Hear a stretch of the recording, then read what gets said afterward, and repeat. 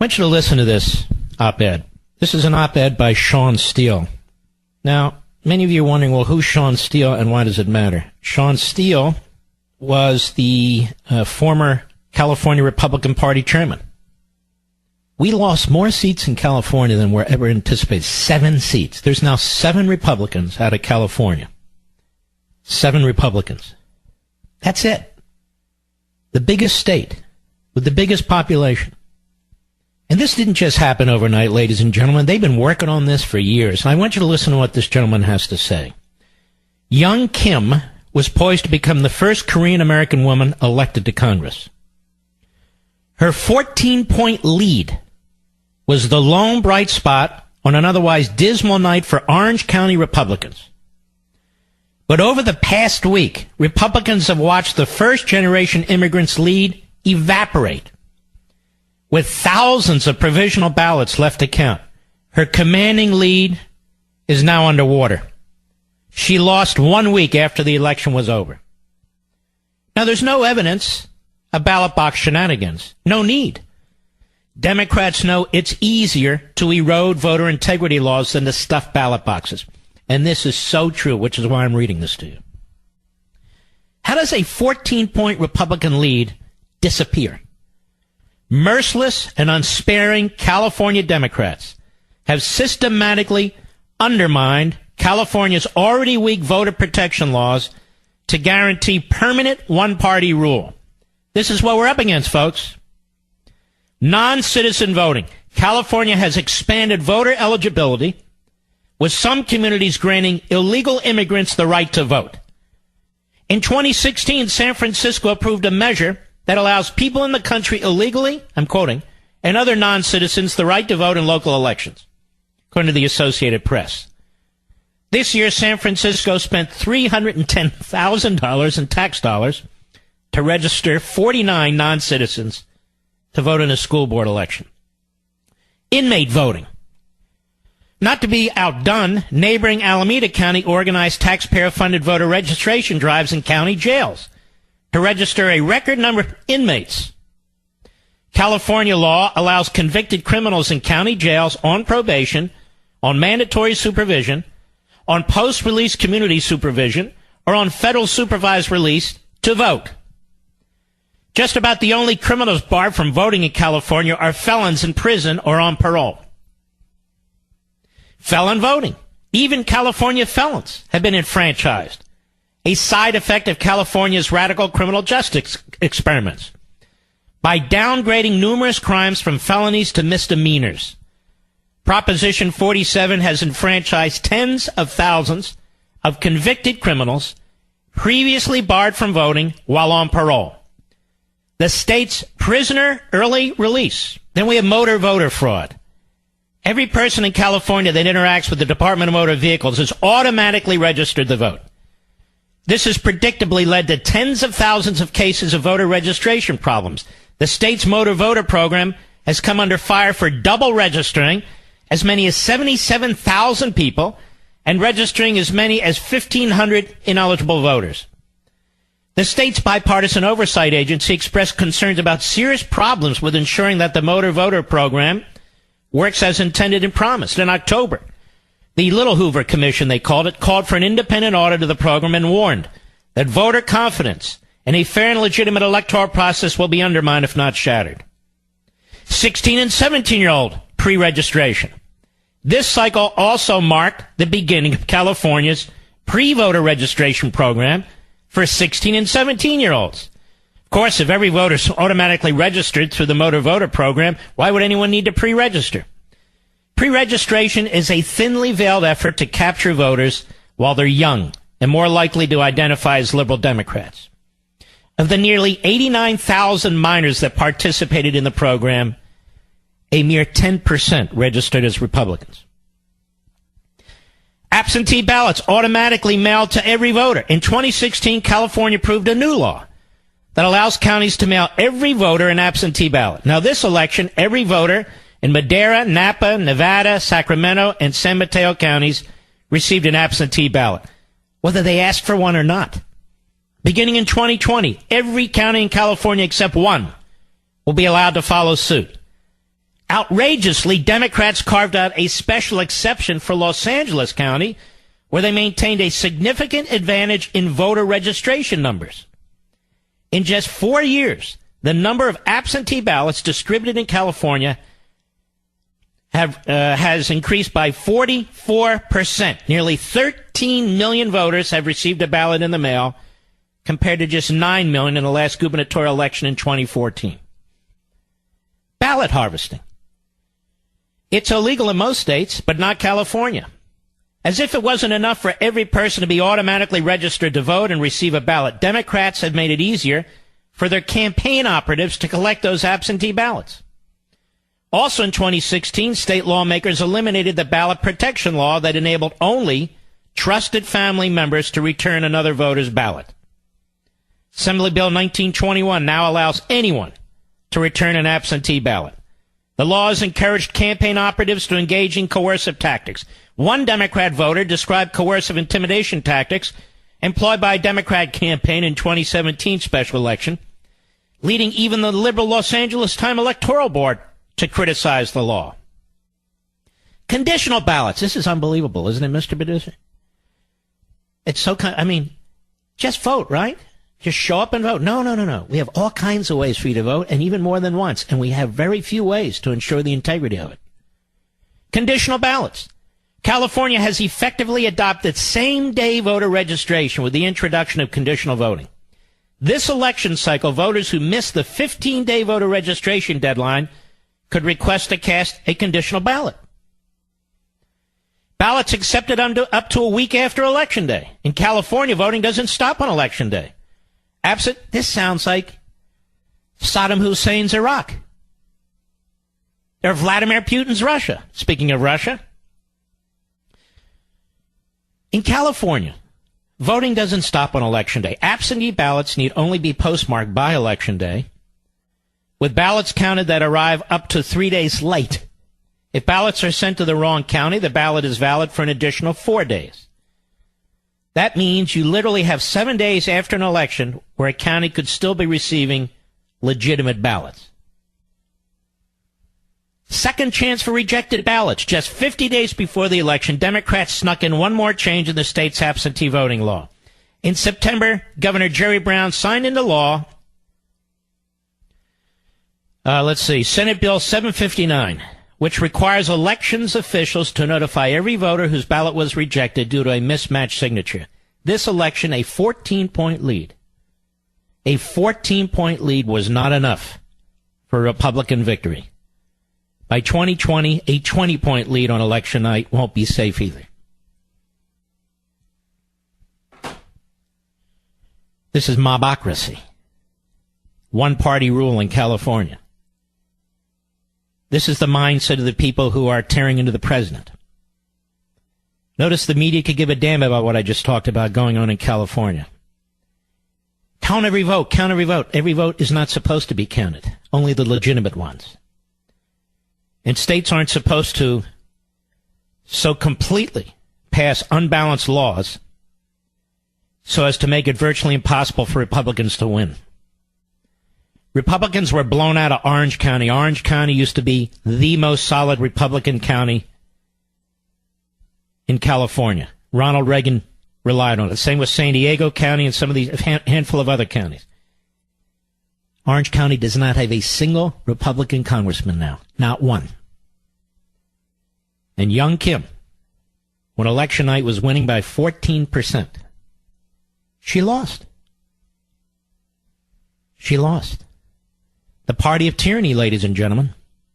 I'll be right back. Scott, Staten Island, New York, the great WABC. Go right ahead, please. Hello, sir. It's nice to talk to you. Thank you. I was just listening to you talking about California, and I decided to go with that. Mark, I think it's a disgrace what's going on out there. It's sounding like it's extremely crooked out there, and it sounds like they want to be their own country out there. We should just put a wall around California now. You know what I mean? Mark, can anything be done about that? Seriously. Well, look, the problem is, and some people are going to be angry, so much of the court system is ideologically corrupt.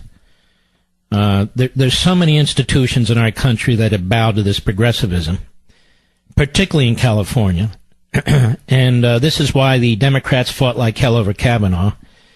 And I'm going to tell you something about Kavanaugh. Many aren't going to like this. I've said it before. He's not going to be the Gorsuch or Thomas or Alito that you think he's going to be. Maybe for a year or two, but in the end he won't be.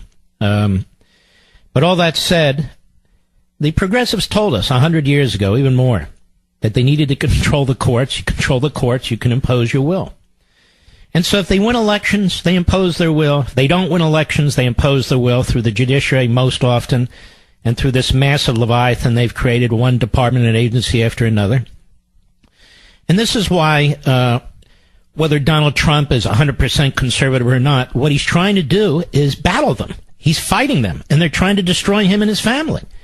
And he's our general in this battle, and we ought to back him up. And I see these clowns, Corker and Sass and Flake, who's blocking constitutionalists from the bench because of his personal disagreements with the President of the United States. These people are very unpatriotic as far as I'm concerned. And yes, I'm using that word. Tell me, how many Democrats spoke out against Obama? None. How many Democrats really spoke out against Clinton? Didn't they circle the wagons around him? No. Yeah, exactly. Well, there were a few, of course, but not like what they're doing to President Trump. The Republicans hate him. The Republicans hate President Trump. And it's nothing like with the Democrats, with Clinton, or with Obama, or even Bush. They just don't like this man, sir. And and what they do to his family, it's disgusting. And I think that a lot of Americans are very disgusted with this. Now, the Democrats and the media are going to look at this midterm, and of course, you can see it now. They're going to double down, triple down, quadruple down, put their foot on the gas pedal, and really hit the road. Because they think the American people stand with them. Maybe they do. But there's tens of millions who do not. And that's not a small minority of the country. I agree with you, sir. And, they think that everybody in New York City or out in, California, I can see that. Not everybody in California feels the same way, as the loonies out there. But I could say that about anything anywhere. Not everybody feels. That's not the problem. We don't expect everybody to feel one way or another. But when you look at the media, when you look at them, and when you look at the Democrat Party, there's really no gap between their so-called reporting and their so-called agenda. There just isn't. No, not at all. Every day it's the same damn thing. Trump and the left-wing agenda. Trump and the left-wing agenda. Look, they embraced Avenatti, now they pretend he doesn't exist. They embraced a porn star, now they pretend she doesn't exist. They despise Michael Cohen, now they embrace Michael Cohen. We can go on and on down the line on this stuff. This is who the media have become. So true, sir. And it's great to speak to you. I really appreciate your knowledge. All right, God bless, Scott. You too. John, White Plains, New York, the great WABC. Go. Hi, Mark. I just want to say, I'd like to know why Andrew Weissman hasn't been disbarred yet.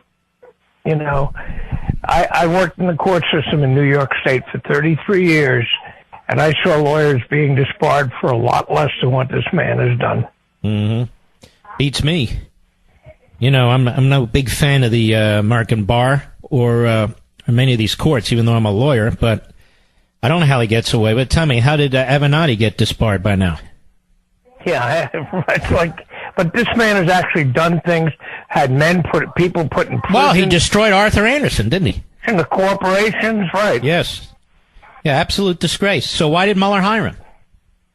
Because he wanted that guy because of his reputation. Because Mueller's a hatchet man.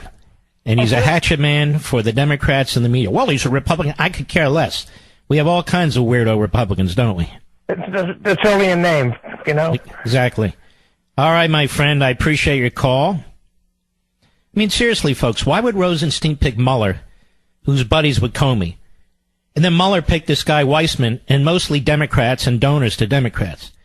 I mean, that should tell you everything you need to know. And notice the media never discuss it. Ever.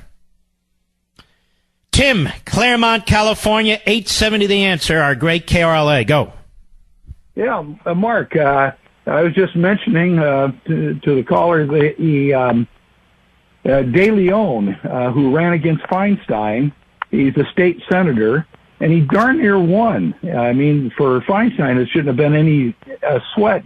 But he was in a state hearing and was providing, he wanted to introduce a bill to allow illegals to have some capacity in the government. I can't recall, but it was a relatively small item. I know what it was. It was driver's license. Anyhow, when he was testifying at the hearing for it, he admitted he had quite a few family members that were illegals living in the state. Well, now that's something to be proud of and to brag about and to celebrate. Gosh, it's in the old days, they would have rounded them up. But today, they put these folks on shoulders and they parade around.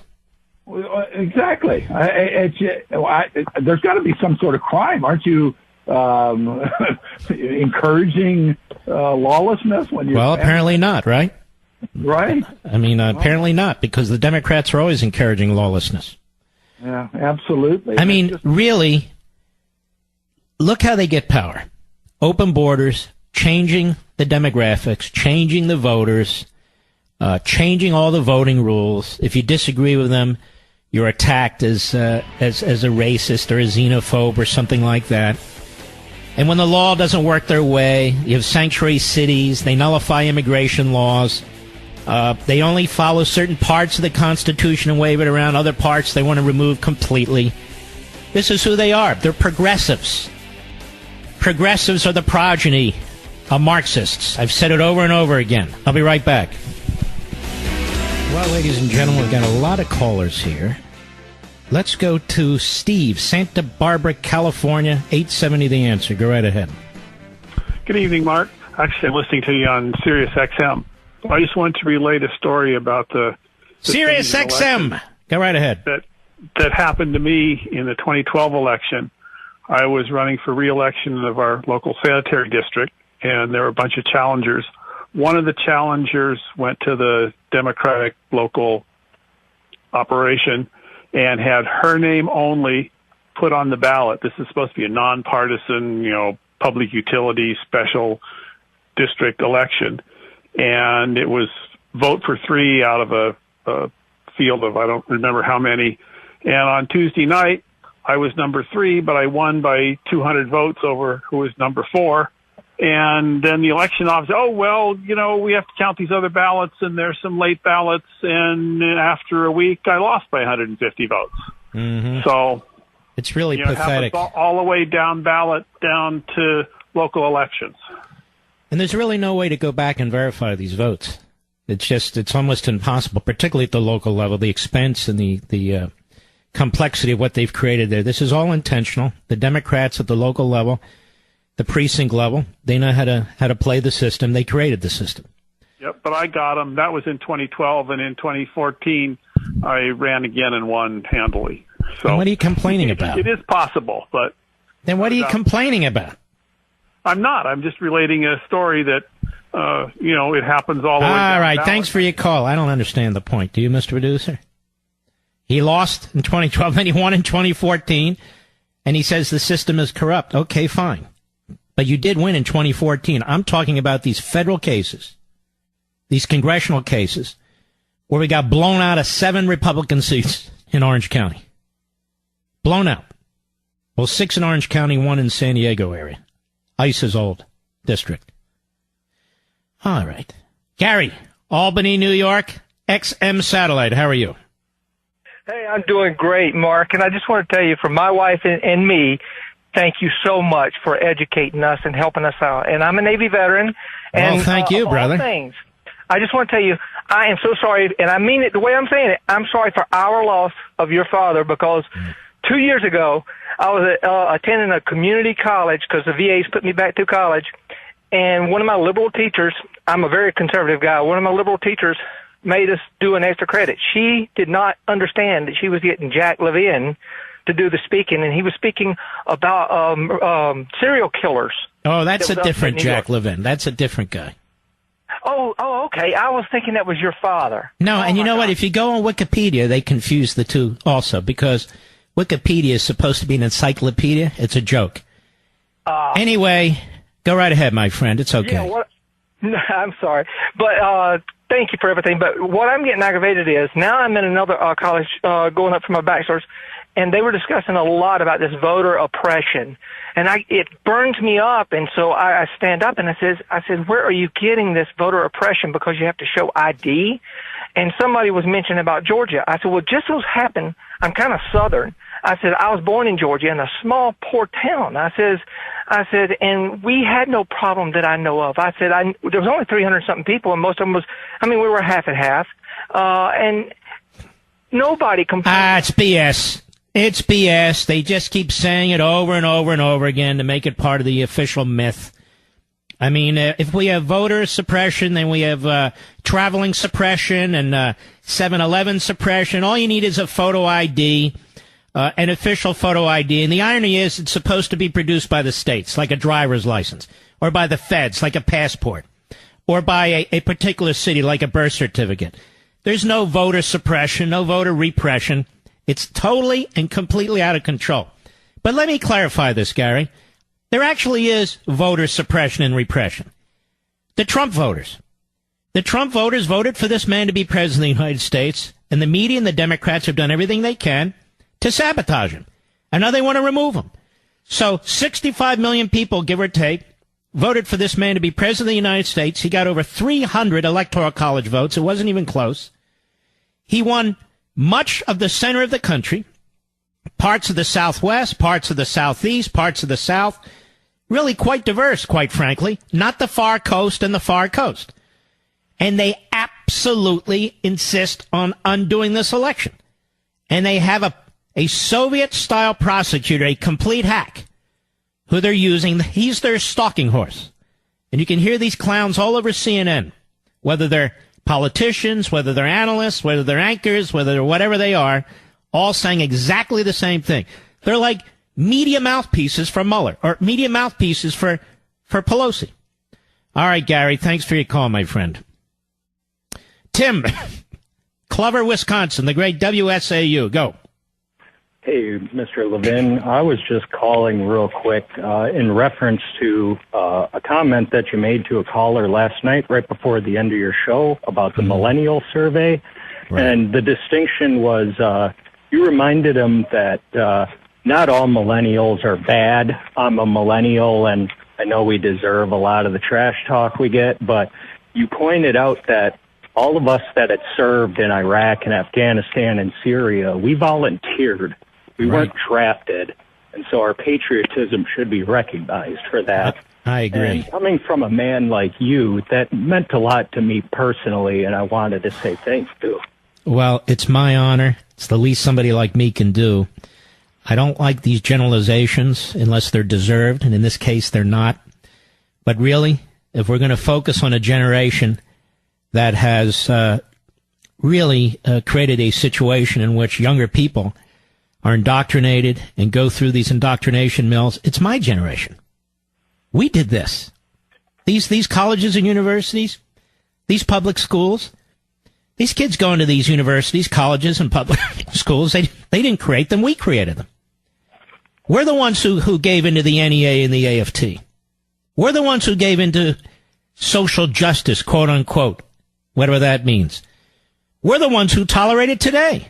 Even though we're the ones who pay the property taxes and the income taxes, we tolerate it today. How many people go to their local school board meeting? I was a school board member when I was in law school. You know who goes to the school board meeting, sir? The left. The teachers union. People who want more taxes. People who want more programs. The social activists. The race baiters. They mostly are the ones that go to the school board meetings. Anyway, I want to thank you for your service. I'll tell you what, don't hang up. I want to send you a copy of my dad's book, Our Police. I'm sure there's somebody in your life who will enjoy it. Our Police. So don't hang up, Tim. And you all can get it on Amazon.com. And let me just say this quietly. If you have a police officer or anybody in law enforcement in your family, this is a great gift. I'm not saying they're going to read it, but it's a great gift for their children and their grandchildren. Maybe it's your children and grandchildren. As a matter of fact, this is how we push back. This is how my father pushed back. This is how I push back. People say, what do we do? Well, some of us are doing stuff. Really. So you can go, just type in at Amazon, Our Police, and it'll pop up, and you can get it rather quickly. It's 30% off. There you go. That's big because it was only 10% off a few days ago. So it's 30% off at Amazon.com. My suggestion. Hanukkah Sunday. Christmas is a few weeks away. But regardless, 30% off means you need to act now. That's a good deal. And you'll get it shipped to you relatively quickly. Glenn, Carlstadt, New Jersey, the great WABC's wide awake tonight. Go right ahead. Mark, it's great to talk with you. Thank you for taking my call. And before I get to my point, I just want to say thank you to you and your team for educating us and for keeping us aware of the truth and what's going on in the world and specifically in our country. It is an amazing thing what you guys do. Thank you. My point is simple. You talk about small things and you have the expertise to delve into details of problems going back and forth with our government, with society. But I keep coming back to the same thing. Isn't the states convention the only way we're going to save this country? And I wonder, I want to ask you, can we do more to educate people to understand that we have an option? The states convention is an option for things like balanced budget, term limits, border control. These things, they bother me. They stress me out. I know you talk about them at length. Isn't there more we can do to educate people about our options? Well, I have a plan in place to do more next year. I mean, I have written a book. We have promoted this really endlessly. And I believe, along with Convention of States, this program has made this, in some areas, a national issue. And I think we do need to more, and we do more, and we will do more. But I really think in the end it's the only answer. And Convention of States, and to reestablish our constitutional system, put the courts back in the box, put the bureaucracy back in the box, put spending back in the box, so that freedom may reign. And you're right, secure the nation state. None of this should be controversial unless you're, staring down a hardcore leftist who wants to fundamentally transform this magnificent place. And that's the greatest phrase Obama ever used, because he let the cat out of the bag. And I've said it before and I'll say it again. You do not fundamentally transform that which you love. You do not fundamentally transform that which you love. If you love your country, why would you fundamentally transform it? They don't love this country. And you can see with the identity politics and the race baiting and the socialism arguments and the attacking of our history, the open borders, these are all actions and policies that make it abundantly clear that the people who support these positions do not love this country. And that includes many people in the media. It really does. I agree. It's certainly obvious that the media does not love this country. And yet they say they do. And who cares what they say? People need to understand, what is the purpose of the press? What is the purpose of the press? To protect us from the government. But more than that, the purpose of the press is to allow us to speak to each other, to allow us to speak and hear each other through this medium. And why is that important? It's important because we have shared values and principles. Doesn't mean we agree on everything. Of course we don't agree on everything. Husbands and wives don't agree on everything. But there needs to be some basic beliefs, basic values. There needs to be virtue. And when the media have abandoned those things, have become a progressive operation, well, then they're not. They're not pro-Constitution. How can they be, other than their little piece up? All right, my friend. Appreciate your call. Melody, Irvine, California, XM Satellite. How are you? I'm doing well, thanks, Mark. How are you? Okay. I just wanted to make a comment that living here in Irvine, California, we are the heart of the Republican Party in Orange County. My boss today and a couple of other coworkers were talking at lunch about how we're all in disbelief that we have lost all of our congressional Republican representatives. And by the way, in Irvine itself, the congresswoman who represented your area was replaced by a radical law professor, a Bernie Sanders activist, who had never run for office before. And she won by like 400, 500, 600 votes. How is it that they all win by 400, 500, 600 votes? Isn't that amazing? Well, it is amazing, but not only have we lost our U.S. congressional person, we lost our state representative, Matthew Harper, who has been in our district, representing us in the state for quite a while. We don't even have any Republican state representatives.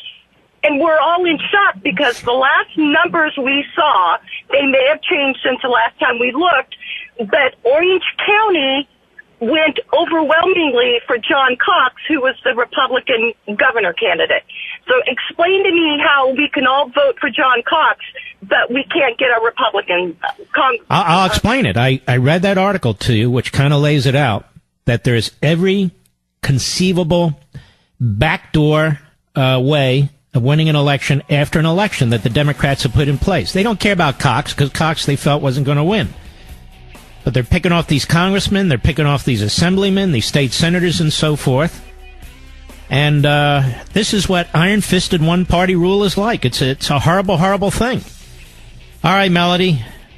I understand. I got kids and grandkids who live out there. We'll be right back.